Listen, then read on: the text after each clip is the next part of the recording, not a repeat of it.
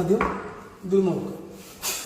ഇതിൽ നോക്കി കണ്ടോ കണ്ടോ കാണുന്നുണ്ട് കണ്ടോ? ഇപ്പൊ നോക്കൂ, ഇവിടെ നമ്മൾ അതാണ് രണ്ടിലും കാണും. ഏറ്റവും അധികം കാണുന്ന ഭാഗം മിഡിൽ ഫേസ്. ഞാൻ ഈ കോട്ടി നമ്മൾ ഒന്നിരുന്നോട്ടോ.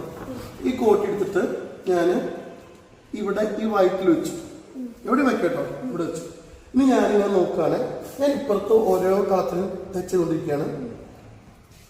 ഞാൻ തൊടുമ്പോൾ ഈ കോട്ടിയുടെ മേലെ തൊട്ട് പോലെ തോന്നും. ഈ കോട്ടിയുടെ മേലെ ഇപ്പൊ തോന്നില്ല, ഇപ്പൊ തോന്നില്ല, ഇപ്പൊ തോന്നില്ല, ഇപ്പൊ തോന്നില്ലേ? ഉണ്ടോ? ഇനി മാറ്റാൻ തോന്നൂല, തോന്നൂല, തോന്നൂല, തോന്നൂല, തോന്നൂല. അപ്പൊ എപ്പോഴാണ് മണ്ടേ തൊടുന്ന തോന്നുന്നത്? ഉണ്ടോ?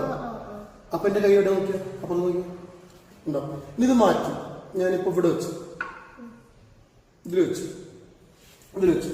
ഇനി എനിക്ക് തോന്നുന്നത് നോക്കിയാ തോന്നില്ല, തോന്നില്ല.